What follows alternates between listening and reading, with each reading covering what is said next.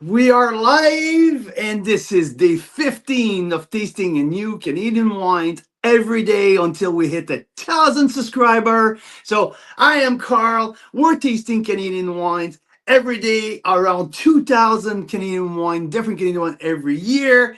And today it is Riesling Day, International Riesling Day. So welcome everyone, wine lovers around the world, especially our Canadian wine lovers. We're gonna have a nice conversation about Riesling. What is our very favorite Rieslings in Canada? Who produce fantastic Riesling? Why do we produce fantastic Riesling? Why I think that we are world class here in Canada in our winemaking of Riesling. But first and foremost, if you haven't subscribed, hit the bell below and join the Carl's Wine Club community. We are having a lot of fun talking about Canadian wines. So, happy Riesling Day, happy International Riesling Day. What a beautiful day to celebrate. And we love Riesling here. We love Riesling in Canada. We produce some fantastic Rieslings, especially in Niagara, I would say, which is the real mecca of Riesling in North America, I would say.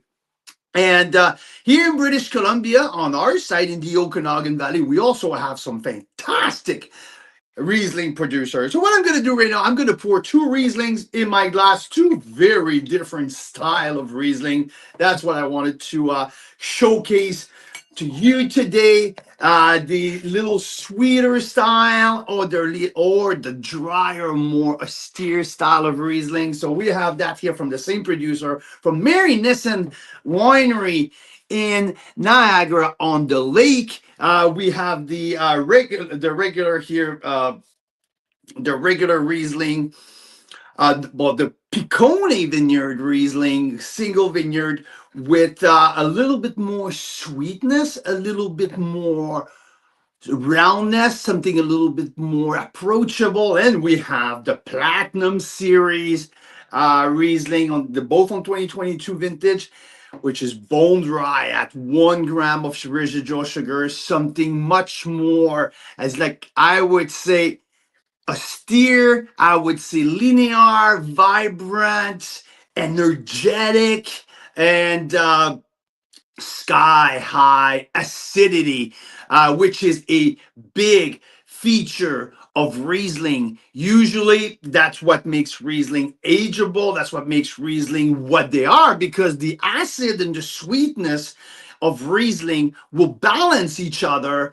and will provide something that, depending on the level of acidity, which is more approachable or more on the austere side of the equation. So, I mean, on the international level side, we can say, like, the two homeland of Riesling, it's probably definitely Germany, especially in the Moselle region, which is probably one of the most iconic Riesling region, alongside Alsace in France. And these two regions produce some very different style of Rieslings.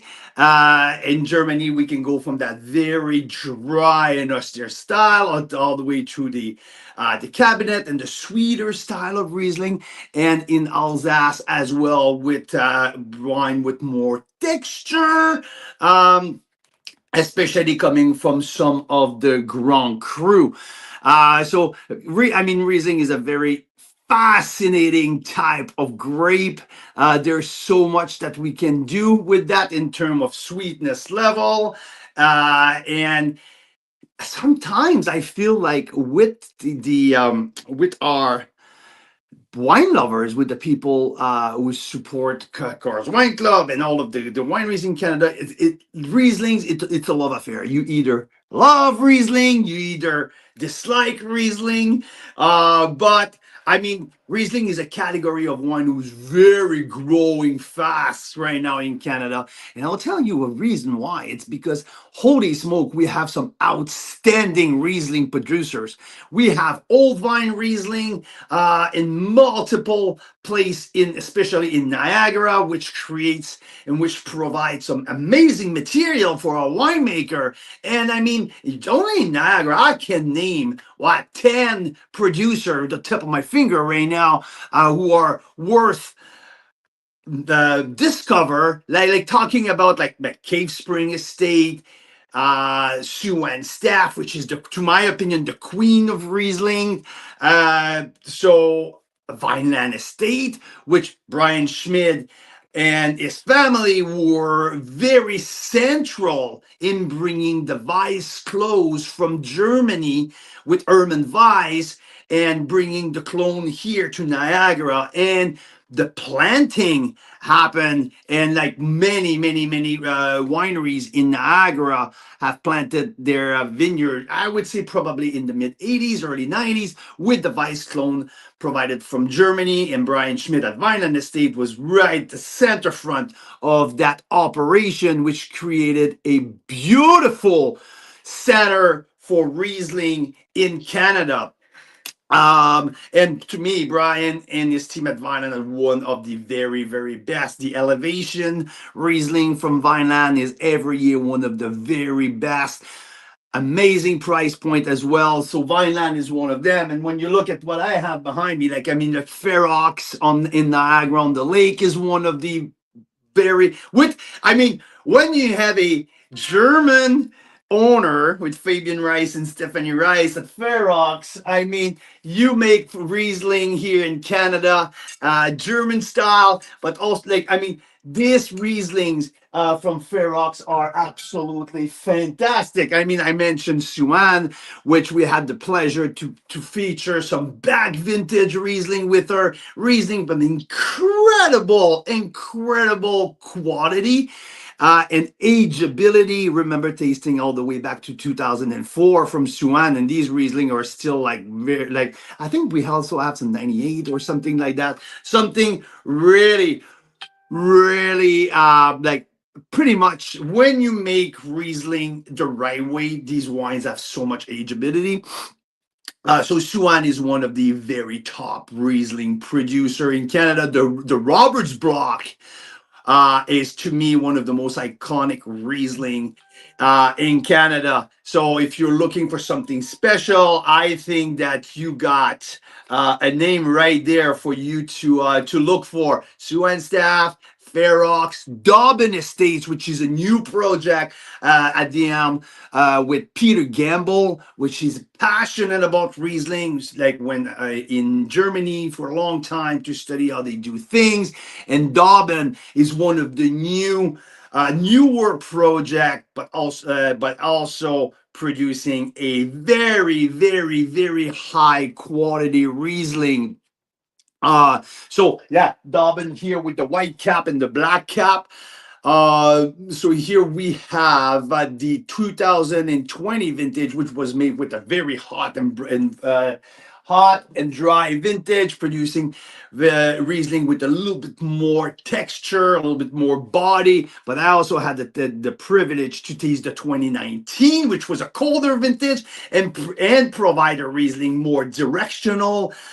So very interesting. And I know that Peter will do the Riesling pick in multiple steps, right? Going back in the vineyard multiple time to pick the Riesling grape at different stage of the of its maturity. So when we talk Riesling, we also have to talk about botrytis affected, and this is one of the most beautiful and gracious version, the wild ferment Riesling from Bellaterra in Niagara on the Lake are not released yet. This is the 2021, but with like a 30% of botrytis affected grapes, deliver something rich and creamy, beautiful weight, but sky high acidity, some nice sweetness, but very well balanced.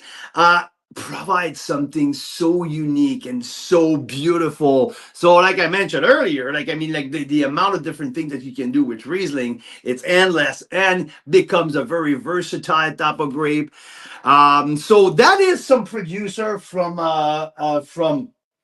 Ontario that I like to highlight, including Mary Nissen here, who are producing two different, very different style of Riesling. There's also Mark Pister at Fogelar Wine, who are who is a micro producer who's producing Riesling from very different single vineyard as well. He does it from the Piccone vineyard, from the Grimsby Hillside vineyard, and also a few different plot of land. So a little bit like we see with Chardonnay and Pinot Noir, where winemakers like to buy grapes from different, a little bit like Burgundy style, right? Buying grapes or having a vineyard holding in different appellation of the region. Mark does that with Riesling, and we also have some of the newcomer like Horseshoe Cellar with Scott Woody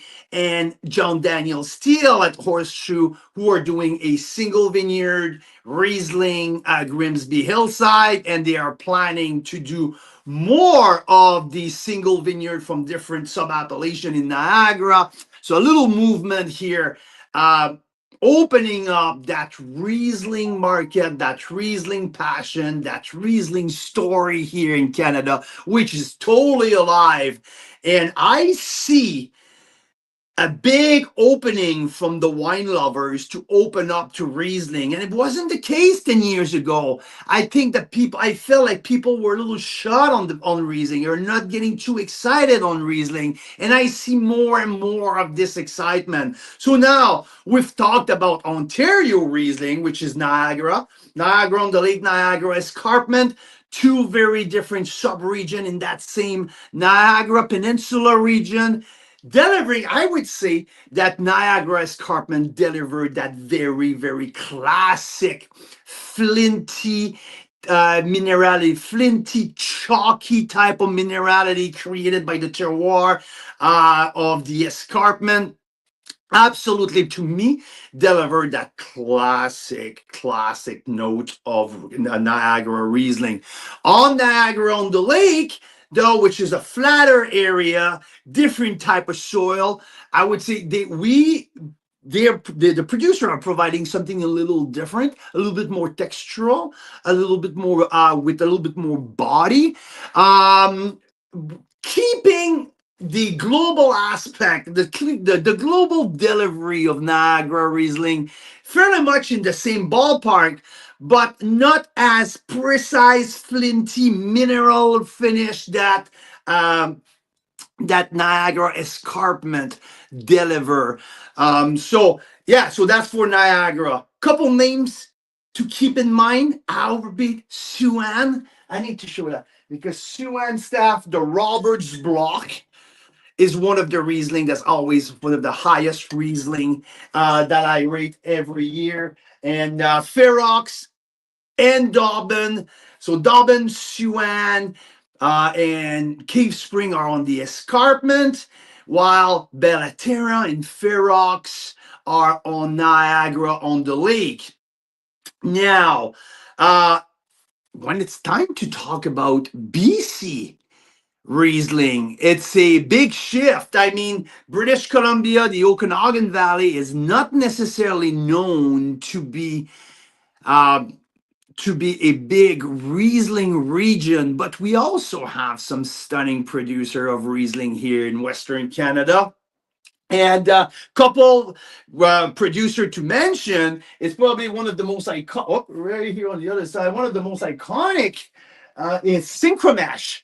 So Synchromesh produce many different Rieslings, different style of Riesling from different single vineyard and single block with different RS finish, one some sweeter, some more drier, some botrytis. So they do the whole spectrum. They are known as the Riesling specialist, the Riesling iconic producer of British Columbia. They're located in Okanagan Falls, which is curiously a little bit more of the subregion here in British Columbia in terms of soil, is a little bit more like the escarpment. Like, I mean, it's more on the rocky volcanic soil that we have here in British Columbia. So I would say Synchromesh, it's always one name to remember in terms of BC Rieslings.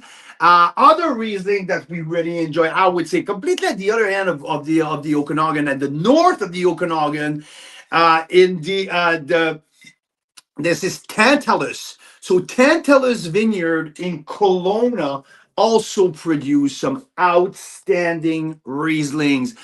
Their old vines Riesling are 40 years old. There was one of the, if not the very first Riesling block planted in the Okanagan, up there on the East Kelowna slope, VQA, the sub-appellation. Stunning, stunning. It was part of one of our advent calendar by the first year, and that wine is absolutely spectacular. So yes, Tantalus makes some outstanding Rieslings, and I would say also to look for Tightrope make a fantastic Riesling on the Naramata bench here. Amazing Riesling. And just fun fact here to mention, 2024 vintage was wiped out here in British Columbia by a big freeze frost event where 95, well, 98% of the crop was completely washed by a crazy 3 to 4 day -30, where yeah, the vines either didn't survive or created like a big gap of 1 year without a crop. Here the 2024 vintage, there's barely no wines. One winery had a full barrel of Riesling. It's Tightrope, and the Tightrope Riesling, like there was something like 30 something cases made from a single vineyard in the Ramada Bench, because of the warming moderate effect of the Okanagan Lake. The position of that Riesling block survive, and this is a rare case of a 2024 BC fruits, BC grapes, BC wines from that horrific frost event that we experienced here in British Columbia. So yeah, this wine actually will be iconic forever, because barely uh, none of the wine have been surviving here for that vintage. So yeah, Tightrope is one of the producer. En Terre, which is one of the label of Terra Vista, also on the Naramata bench. En Terre produced a fantastic Riesling that I had the chance to taste last year. I'm a big fan of. Down south, I can point out Intersection. Intersection is the producer of Big Bold Merlot, especially, and also Cap Sauv, the Axiom, the Bordeaux blend, spectacular. But they also have a wonderful block of Riesling. Not sure what is the status since the 2024 frost. Not sure if the Riesling block have survived, but they made for 4 or 5 vintage in a row a wonderful Riesling year in and year out. So yeah, so from BC, I can truly point out Tantalus. I mean, there's other, right? There's many other in both region. Without wanting to mention everybody, these are just names that like quickly and very instinctively come to mind in terms of BC producer and Niagara producer that we already have a feature in the club in the previous year, and wine that we really enjoy. So in BC, Intersection, Synchromesh, Tightrope, En Terre. So these are all Riesling that I can highly recommend, and I rated and really high in the previous year. So yeah, in all in all, in retrospective, Riesling is a grape, is a wine that it is actually growing a lot in terms of marketplace, that people are beginning more and more uh, appreciative with. And if I have to not choose, but to point out one of the two main regions here in Canada, definitely Riesling is more a Niagara thing, is more because they have much more Riesling planted there. It's a grape who suit the Niagara climate, the Niagara region very, very, very well. If you ask me, they're close second with Chardonnay in that region, in that part of our wine region. I mean, Chardonnay is the very top quality, to my opinion, from Niagara, either Niagara Lake or Niagara Escarpment, but Riesling come very close second. Some can debate that they are even better suited than Chardonnay in Niagara. I mean, that's a debate that we can have, and it's very, very close. So, in terms of quality, Niagara produced truly, truly world-class Riesling. And I forget to mention Leaning Post as well, who are making some outstanding Riesling. Elias and Chuck has a little geeky stuff that he produced different style of Rieslings as well. Very interesting. So there's many to point out in Niagara.